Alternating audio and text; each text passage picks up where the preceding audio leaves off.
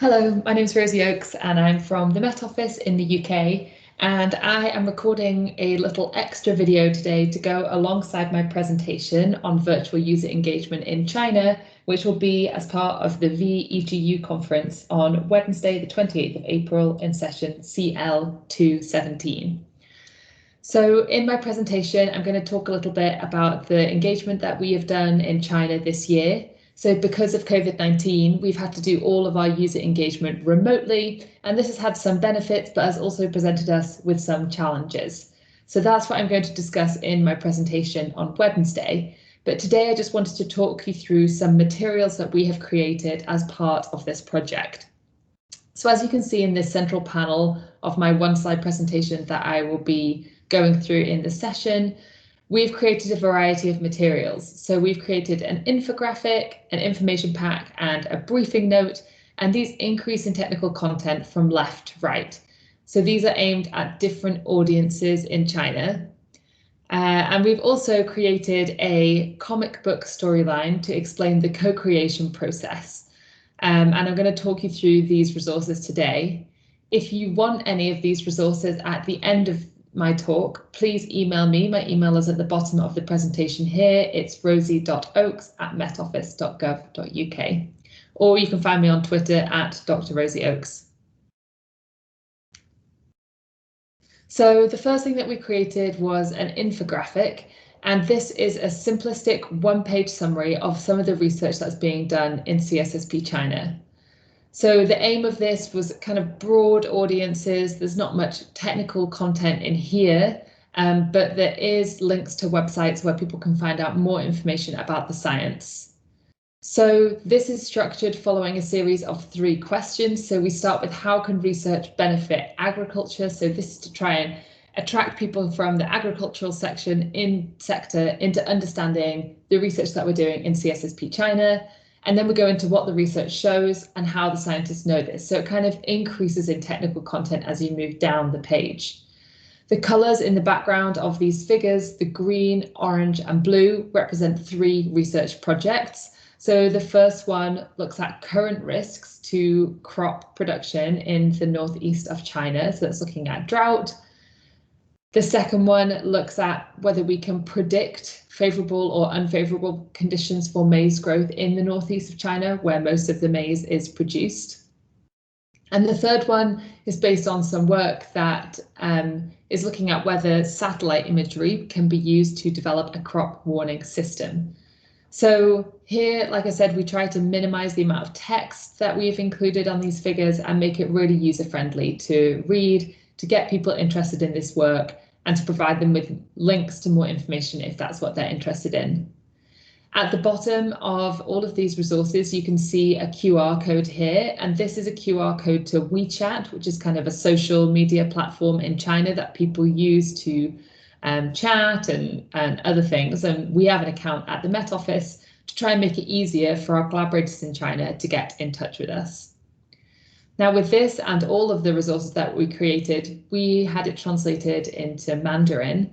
So here you can see the same infographic, but this time it's in Chinese, and all the figures are the same. You can just see at the bottom that we use QR codes here instead of written links to websites. And that's because in China, they tend not to use the Roman characters for the web addresses. They tend to use QR codes. So that's why we've changed this in this version of the infographic. So after the infographic, we created a food security pack.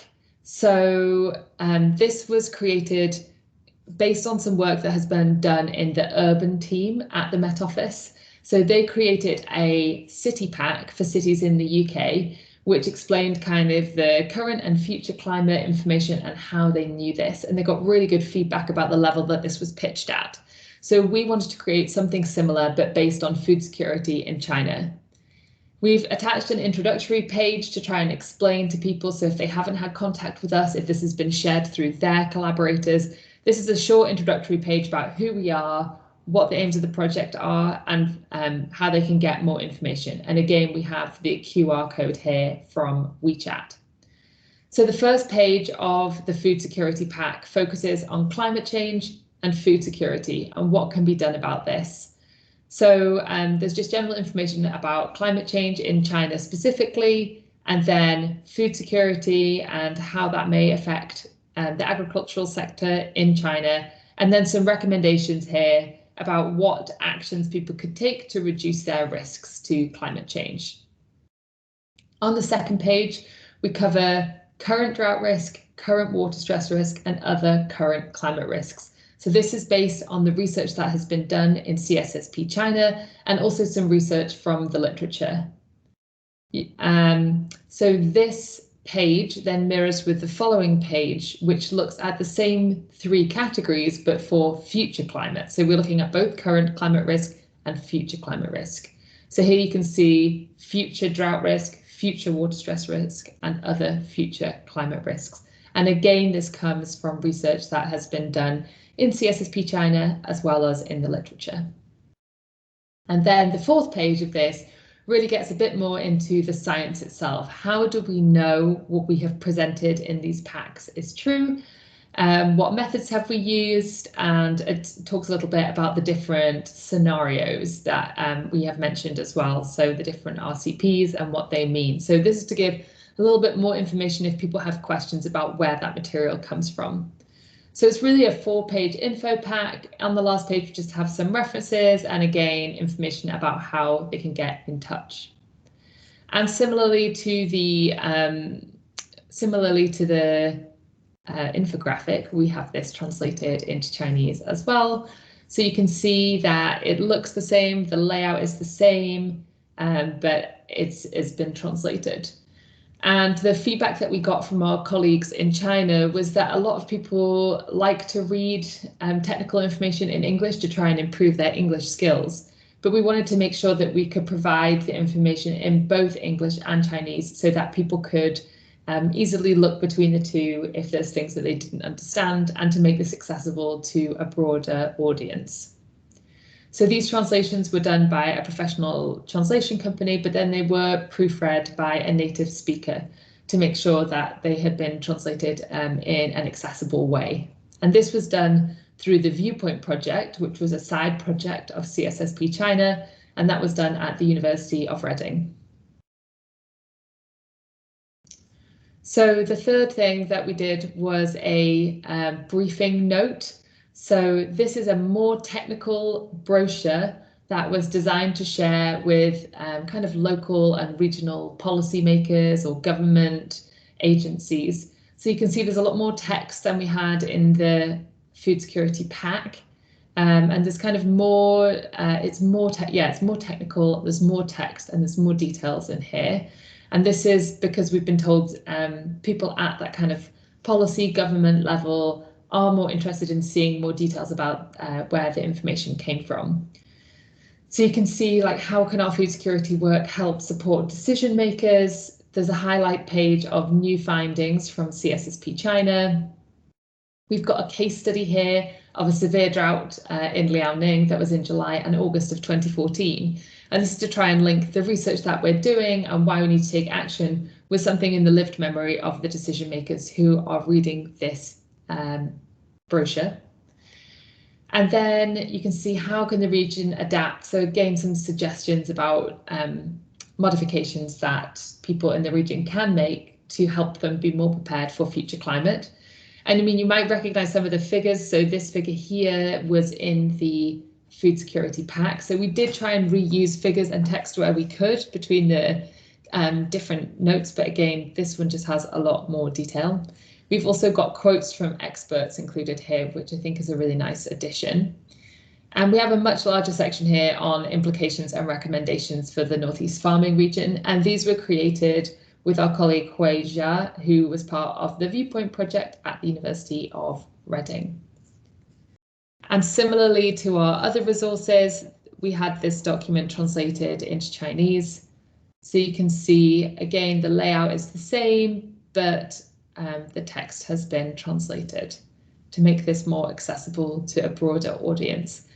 And likely what we'll do is send both the English and the Chinese version to all of the audiences so they can kind of pick and choose between which ones they want to use. And similarly to the other examples that I've shown. For the Chinese versions, we've included QR codes instead of web links to make this more accessible. So finally, I want to talk to you about this really exciting and creative communication tool that we have designed as part of this project. So this is a storyline which explains the co-creation process. And we created this because a few of us are relatively new to climate services, and like all fields, there's some jargon, especially co-creation and co-production, which I think when you're in the field, it seems really intuitive, but if you've not been part of this process before, it may not be obvious exactly what you're buying into when people talk about co-creation and co-production. So we created a comic book style storyline in collaboration with the design team at the Met Office to try and convey this message. So we have just a summary starting page so people can get more information and again connect with us on WeChat. But we start by kind of setting the scene about the importance of the Northeast farming region as a maize production area in China. And then we follow a maize farmer called Wei, who is a farmer in Heilongjiang province, which is one of the provinces in that Northeast farming region. And she is interested in why some years she gets good rain, and that is really great for her maize harvest and her business, which makes it profitable. Whereas other years they have drought in the region and her business isn't profitable. And so she's interested in whether droughts are going to increase or decrease or what's going to happen in the future. So we then introduce the scientists or the climate services scientists. So this is myself, my colleagues Stacey and Jenny, and Tyrone Dunbar from the Met Office, as well as Dr. Qian from the Chinese Academy of Agricultural Sciences and Dr. Zhang from the China Meteorological Administration. And then we kind of go through, and Wei asks questions about droughts in the future, and this information is fed back to research scientists, for example, at the Met Office. We then get the information from the climate scientists at the Met Office and feed this back to Wei.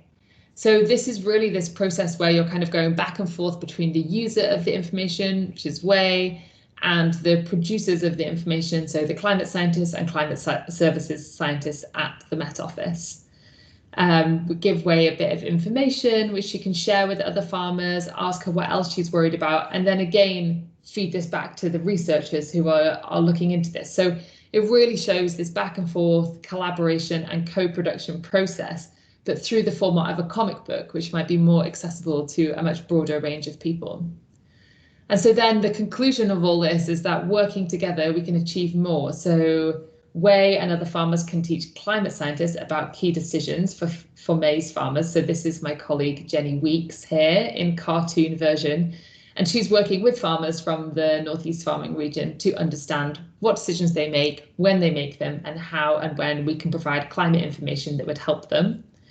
And then climate scientists from the Met Office, so this is my colleague Stacey New here in cartoon form, and Dr. Zhang here. How can climate scientists then talk to farmers about climate science? Can we teach them about what we are understanding, and then kind of do this back and forth so that we're all on the same page? And the conclusion is that working together, we can create a tool for these maize farmers in the Northeast farming region to help them prepare for future changes in climate and ensure that they remain this leader in maize production globally. So this was a really, really fun thing to work on, and to kind of get that key message across that like the whole point of climate services is working together. And this is a way that we can explain that to people who are unfamiliar with the process. So this also has been translated into Chinese. I think actually for me, seeing it translated was really cool, made it seem very real that we'd created this new tool or a new way of communicating that would be accessible to more people. So those are all the resources that I have on the talk that I will run through in the session on Wednesday, the 28th of April. I'd be really interested to chat to you in the chat part of the EGU presentation, or if you want access to any of these documents, please email me. My email is here, rosie.oakes@metoffice.gov.uk, or you can get me on Twitter at Dr. Rosie Oakes. Thank you very much for your time.